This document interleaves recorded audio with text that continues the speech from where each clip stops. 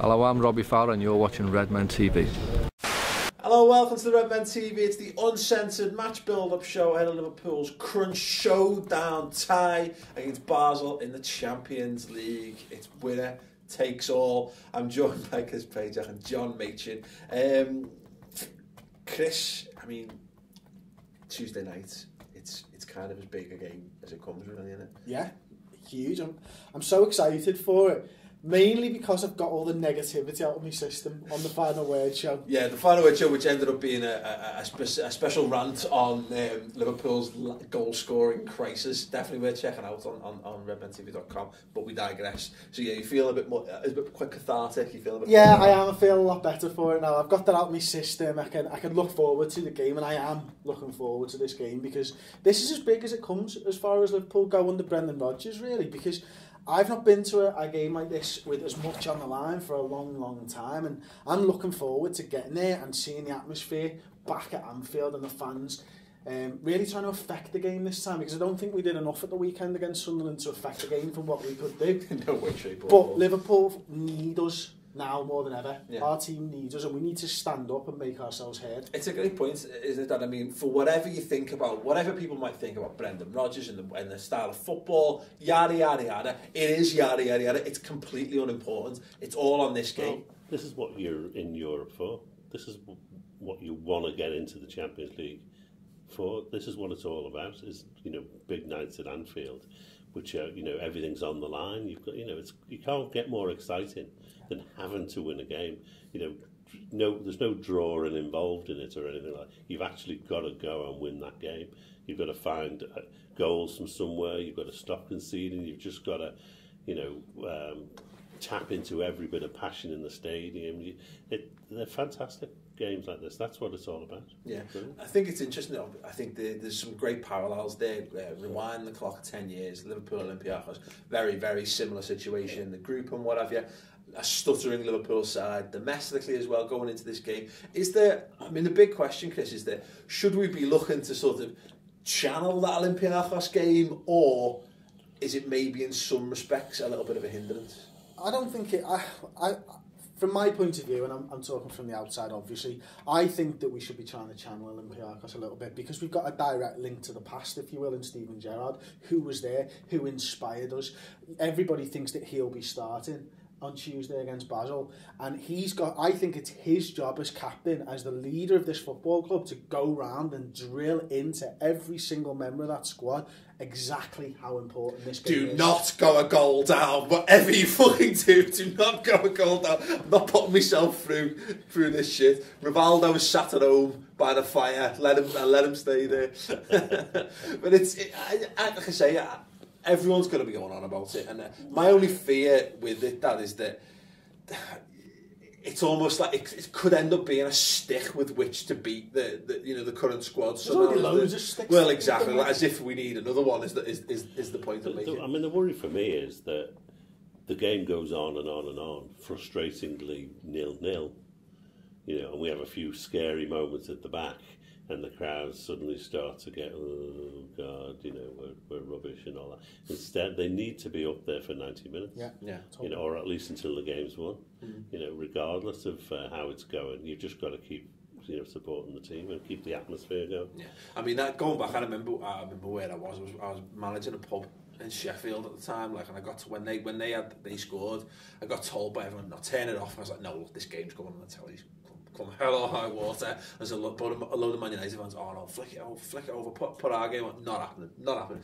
When it ended up dropping for that goal, when Gerrard scored, I did like laps of the pub and throwing stools all over the place and blah blah blah. It was, genuinely one of those phenomenal experiences watching that game. Like, I remember Mike always tells it how he basically fell down the cop. I think it was always at the end. He lacerated his shin on the seats and all this kind of stuff. But the point is, it's mad for us because we talked in 2004, 2005 about it was our generation's turn. You know, you grew up on European Cups and league wins and all that, and this was like, and even like Carragher and Gerrard were saying it. This is our turn to make a bit of our own sort of history. Well, it's 10 years ago now, and it doesn't feel like 10 years ago. It feels like yesterday. What's happened since I was in my prime. But you know, this is now this Liverpool side's turn to try and make a little bit of history, because you know, we've got fans now, and I forget it somehow because I do think of myself as being 17 in my head, that you know, there are 17-year-old, 18-year-old Liverpool fans now who were you know 7, 8 when this happened, and I can't quite wrap my head around it. But this team needs to step up. That's why I think it's important to channel Olympiacos, because I think you've got to go round, as I was sort of saying before, is that Steven Gerrard will be going around telling people it's your time to shine, it's your time to write yourselves into the history books. I was looking at Twitter earlier on. There's a vine of the goal, of course, and there's a vine of the steward hugging Rafa Benitez. Yeah, I just killed myself. I've forgotten all about it, but that was so un-Rafa-like. You must have thought, oh my God, what's this? This steward. It was a good hug for sure, but no, a little bit too much. You got to go at him afterwards. It was quoted in the paper saying I was trying to figure out how I could get word onto the pitch about how they should play from then onwards, and this guy was hugging him. But it's right. I mean, this is the thing. I think we could.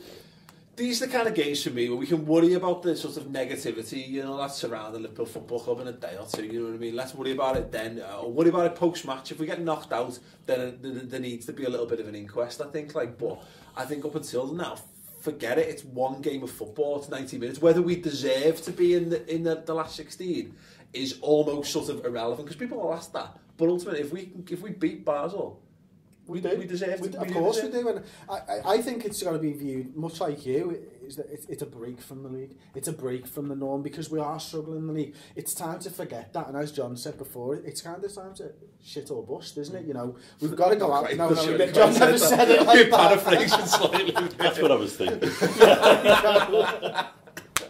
But we've got to go out there, we've got to go for the win, and it should be a great occasion for everybody involved in the game and all the fans as well. No, well, it's not going to be a great occasion. It's going to be horrific, isn't it? It's going to be the most horrible 90 minutes of football we've had in the season, because it matters. Oh, mate, it'll be 1p, 2p, won't he? He will be. I think he won't be the only one. But this is the thing. I think I had a little debate back and forth with the guy on Twitter over the weekend about Liverpool in general, about keeping this air of positivity and what have you. And it's, you know, you've kind of just got to enjoy these games. You've got to switch off from the fault of it, because, you know, it's football and anything can go down. Let's worry about it kind of after the fact. But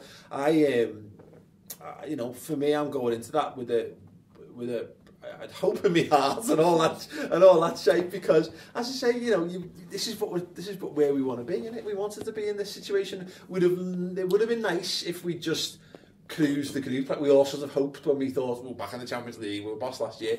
But, you know, Liverpool don't do things the easy way. Never have done. They used to in your day. No, even in my day, they would always go to extra time in finals and stuff like that. I mean, why? I don't know.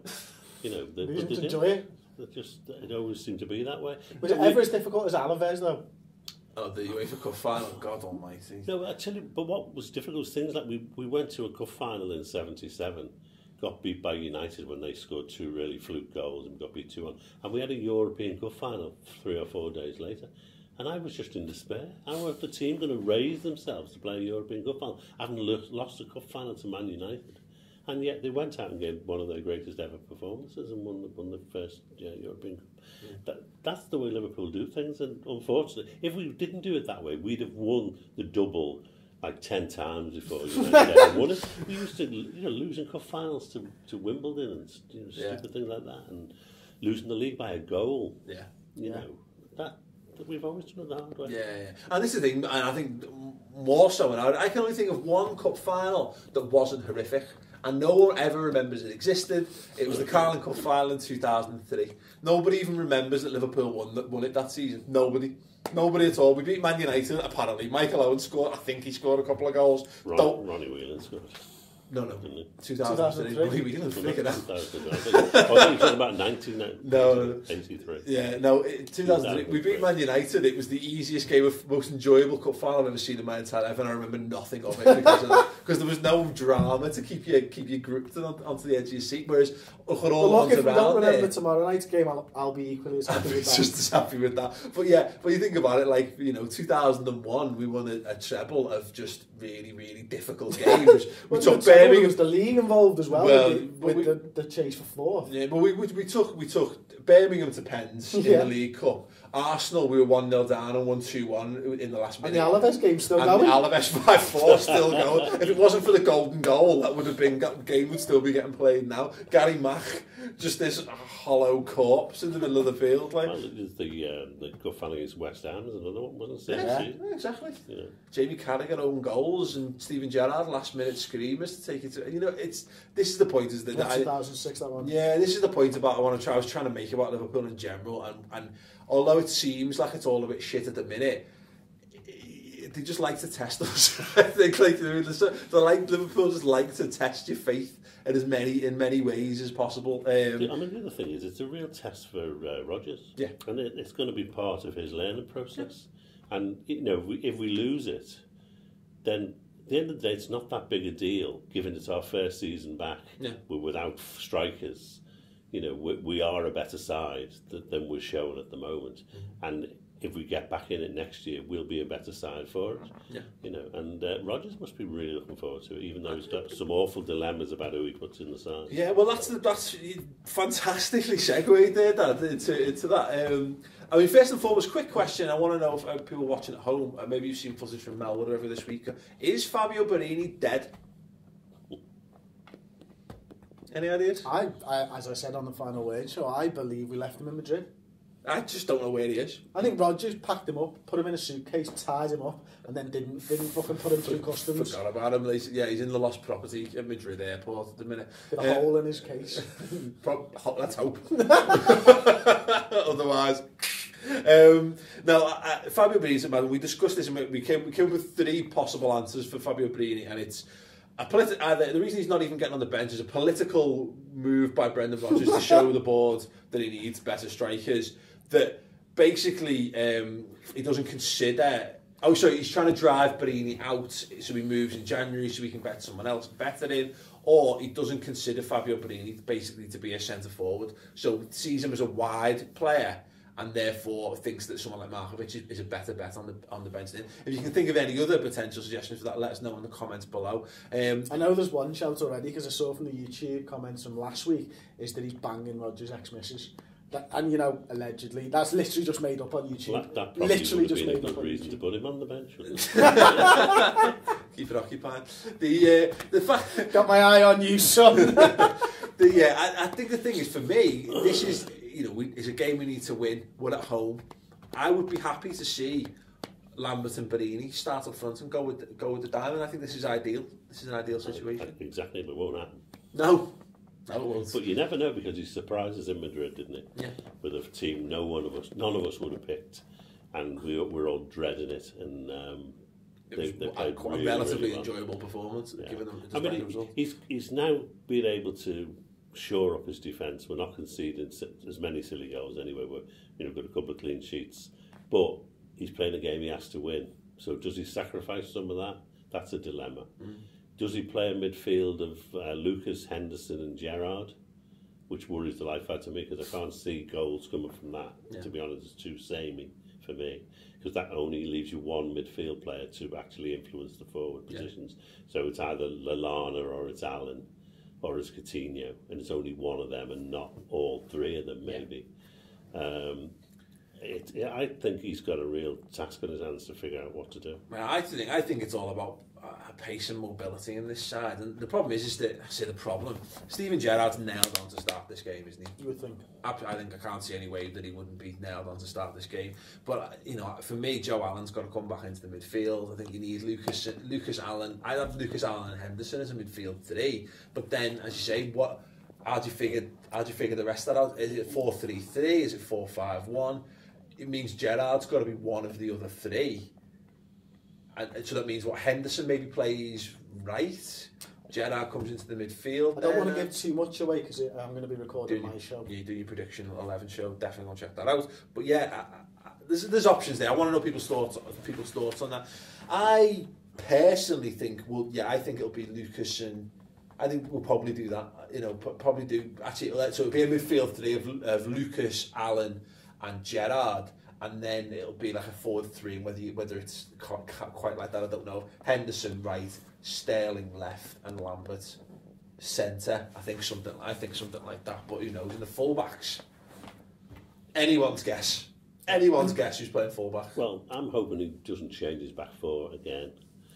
I noticed in the Echo they do the stats and things, including things like who was the fastest player on the pitch and stuff like that. Moreno was the fastest on the pitch, but Johnson was second. Really? Yeah, and ahead of Sterling, and so I thought to myself, well, if he's starting to get back pace and use it, then that's an asset. Unfortunately, Johnson's pace used running in a circle, chasing the ball around. You know what I want to see? What I want to see from this game is just continue to do that, leaving 3 men up on the halfway line for corners, and is actually getting a counter attack as a result of it. Mignolet uses the extra space in the box, comes out, claims it, boom. It's never going to happen. I'm just thinking of what Mr. Corkin told you when we were in school. Was it Corkin being a dreamer? Oh no, yeah, it was Caulfield, but yeah, the dreaming's what you do when you're asleep. You better wake up, lad. But this is, we live in hope, don't we? I think it's one of those games. The approach I want to see from Liverpool, Dad, is I say attack. Yeah, I just want to see us get in there and get them, unsettle them, and that's why Alan's got to start in the midfield. Yeah, I agree with that. I think that's probably why he didn't get a look in the other day, because the game was crying out for him the other day. So yeah, I'm hoping he's in there. Anyone else you think's nailed on to start that game? No, I think Gerrard will definitely start the game. As I say, I'm not sure about anyone else, because I'm not even sure he'll play with Lucas. I hope he does, because I think we need to make sure we're pretty solid at the back, because we can't afford to go a goal down. Well, that's the thing, how the approach, Chris, because, again, I would do the same. I'd be saying, look, we've decided to be solid first, so let's continue with that.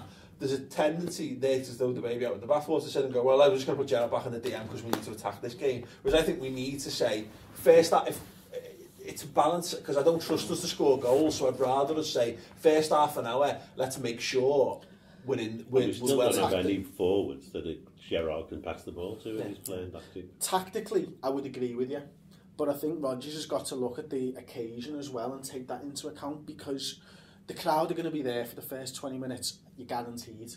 And that's why I think, I totally agree with what you're saying from a normal perspective, but with the crowd being the way that it will be, those first 20 minutes, I think the team need to come on and come out of the blocks fast, like we did against Juventus when they came to Anfield. Try and get a goal early and keep the crowd up for the entire game. Yeah, I think that's what they're going to do. They're going to come out really fast. But I'm not convinced Henderson's going to be the person to be on the pitch. Not because I don't like him or whatever, but because him and Lucas and Gerrard are just not enough variation there for me. And I think Coutinho or Lallana's got to play to give us that. Well, it's very interesting. So let us know then in the comments, how would you approach the game? As much as your 11s and your players you think are nailed on to start, would you rather just see us be solid and then try and turn it on in the second half or whatever, or do you just want to see us go? Let me know in the comments underneath. Let's have some score predictions then first, Dad. What do you think? I think I might go for a nerve-tingling 2-1. Chris? 1-0. 80 odd minute goal, like horrible game to watch. If we're going to win this game, I think we're going to win it 2-1 or 3-1, and I could see us actually going the goal behind as well, because that's when we've been best this season. Goal behind, get fired up, go on and win it. Okay, that sounds. Look, I think that's as I said in the show, the best thing to remember is Liverpool never ever do it easy. So we've got to think of the hardest way Liverpool can possibly I know qualify. what the hardest way it is. We score a goal in the first minute and Brendan Rodgers parks the bus. And then we've got 97 minutes to wait. Oh yeah, that let's do that. That'd be amazing. Be brilliant.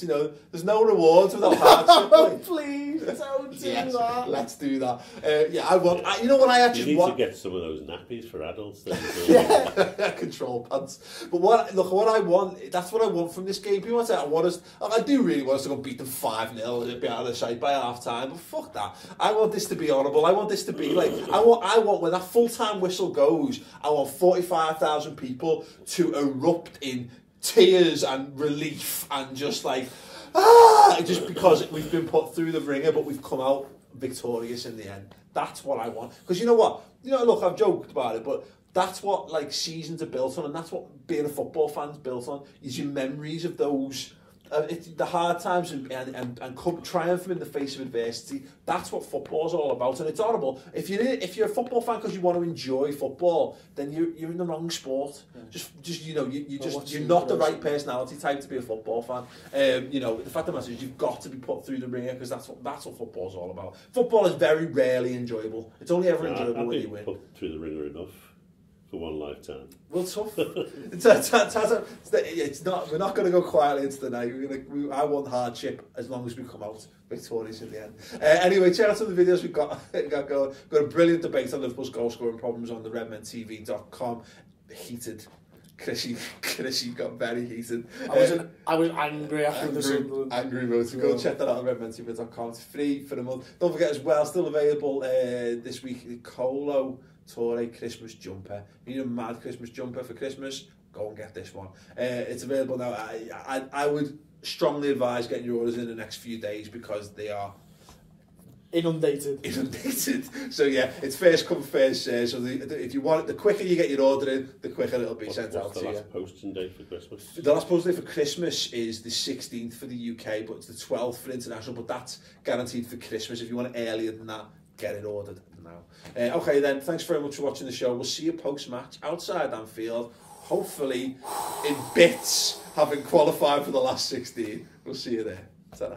I think Brendan Rodgers got some big decisions to be made this Tuesday night. And I think the starting 11 will be Simon Mignolet in goal. I think Manquillo's going to come back in. He wasn't even on the bench at the weekend, but I think I've got a sneaky suspicion he'll come back in at right back.